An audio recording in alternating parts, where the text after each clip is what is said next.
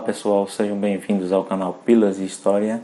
Finalizando o conteúdo do Brasil segundo o reinado, vamos aqui tratar da chamada crise do segundo reinado, né? E aí eu começo ilustrando com a bandeira imperial aqui um tanto quanto desgastada, né? Porque, claro que nós vamos estudar aqui pontualmente as principais causas da crise do segundo reinado, né? Mas há de se pensar que pela longevidade do período, né, o que houve também foi muito o que podemos chamar de fadiga do sistema, né? O sistema ele se fadigou, né? Ele não se inovou. O sistema ele acabou sendo desgastado politicamente dentro do gosto brasileiro, né? E diante das inovações, né, o sistema ele acabou, né, sendo substituído pela República e de maneira lenta a partir de 1870, né, com provocações, com a luta política, mas no final um tanto quanto abrupto, né, já que a República veio a partir de um golpe militar.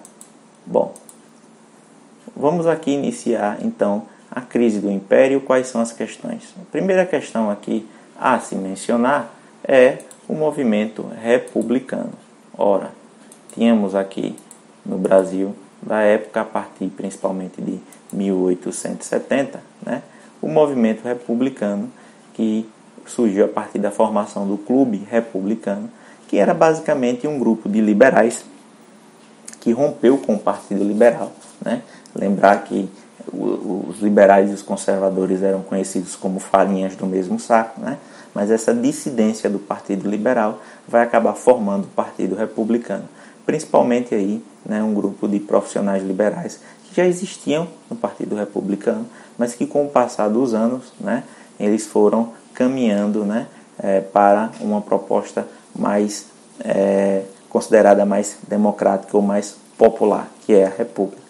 Então, aqui tem as explicações, né, pelas quais, a partir do Manifesto Republicano, eles se manifestam contra, né, a continuidade aí da monarquia, né? Então, aqui é a leitura do Manifesto Republicano, neste trecho. A centralização, tal qual existe, representa o despotismo, dá força ao poder pessoal que avassala, estraga e corrompe os caracteres, perverte e anarca os espíritos, comprime a liberdade, constrange o cidadão, subordina o direito de todos ao arbítrio de um só poder, nulifica de fato a soberania nacional, mata o estímulo do progresso local, suga a riqueza peculiar das províncias, constituindo-as satélites obrigados do grande atraso da corte. Centro absorvente e compressor de tudo, corrompe e tudo concentra em si. O Manifesto Republicano, ele então, né, ele vai ter uma vertente federalista, né, por um lado, e vai dar vazão à formação do Partido Republicano, principalmente o Partido Republicano Paulista, em 1873. Então, nesse triângulo aqui, nós vemos aqui as bases do movimento republicano e o que é que se pretendia instalar no Brasil. Bom, uma outra questão é a questão religiosa. Se politicamente a monarquia não gozava mais de privilégio, ou seja, um primeiro grupo, né, abandona aí o sistema, um outro grupo importante na sustentação do poder, pelo menos socialmente, é a igreja. E a questão religiosa, ela é marcada aqui, né, pelo confronto entre a igreja, né, que no Brasil vivíamos o regime do padroado e do beneplácito, né, ou seja, a interferência da monarquia dentro da eleição, da escolha dos cargos dentro da igreja.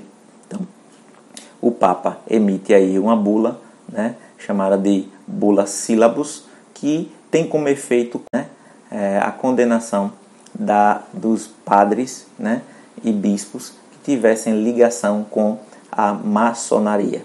Acontece que o imperador Dom Pedro II, né, tinha ligações efetivas com o movimento maçônico e ele vai usar da sua autoridade, garantida aí pelo padroado, né, pelo beneplácito, Ora, a bula sílabas, né, ela vai então ser um ponto de confronto. Em 1875, o Papa e Dom Pedro II vão chegar a um acordo, mas essas relações, elas que se estremeceram, elas vão ficar abaladas. Então, o imperador perde, né, o ponto de apoio da autoridade que a igreja tinha. Então, apesar de não haver mais conflito, o imperador não vai ter mais apoio da igreja.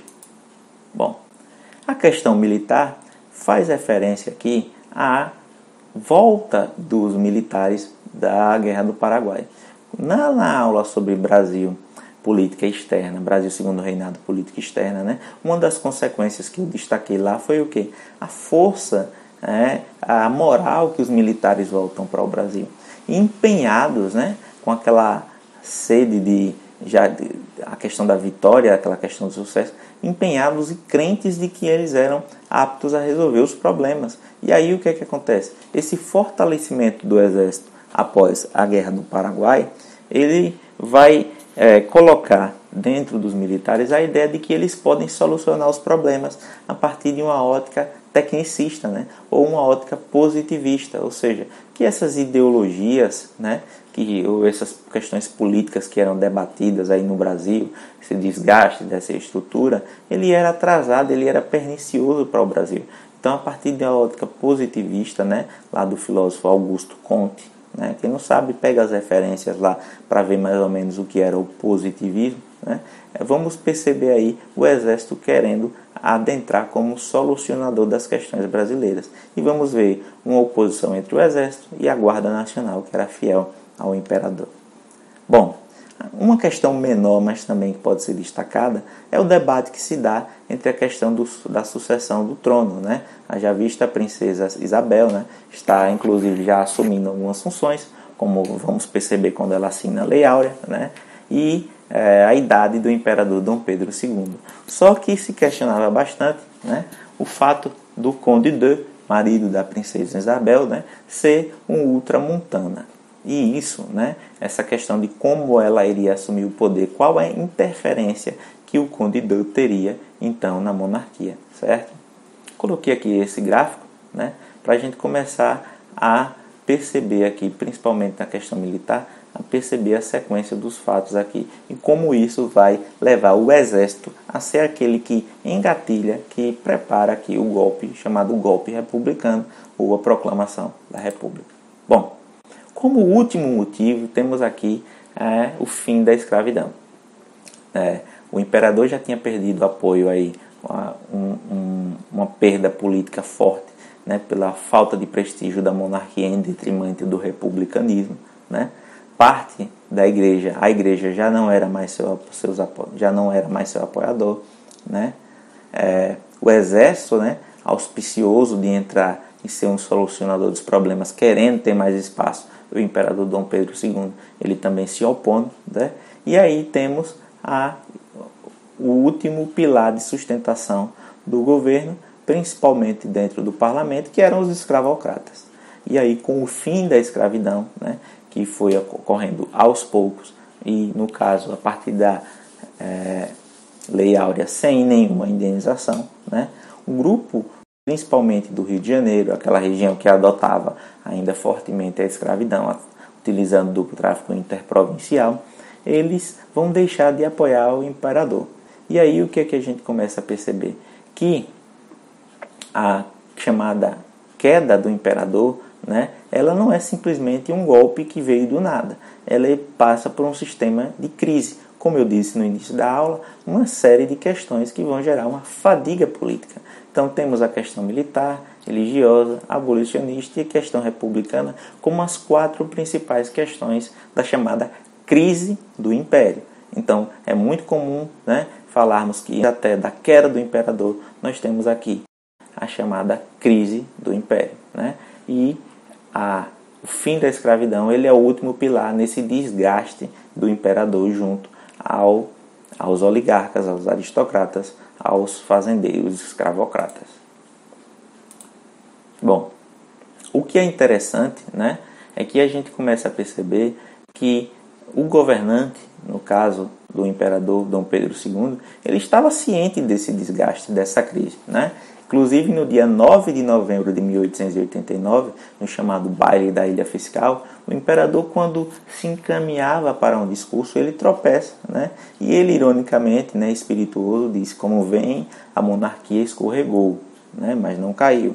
Outros dizem que ele disse: a monarquia tropeça, mas não cai.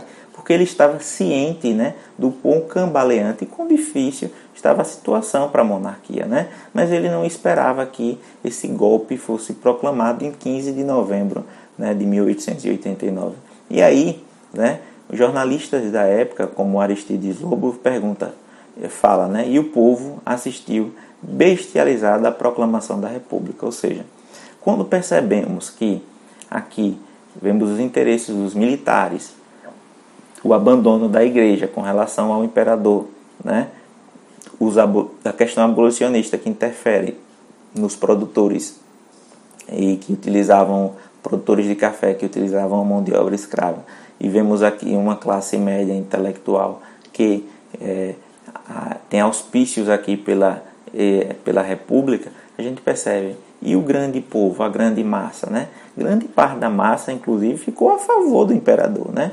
Alguns grupos, alguns libertos, né? Alguns negros que foram libertos, acabaram a escravidão, formaram, inclusive, guardas de capoeira em favor da princesa Isabel. Então, a massa, a grande parte da população brasileira, ela não participou desse processo.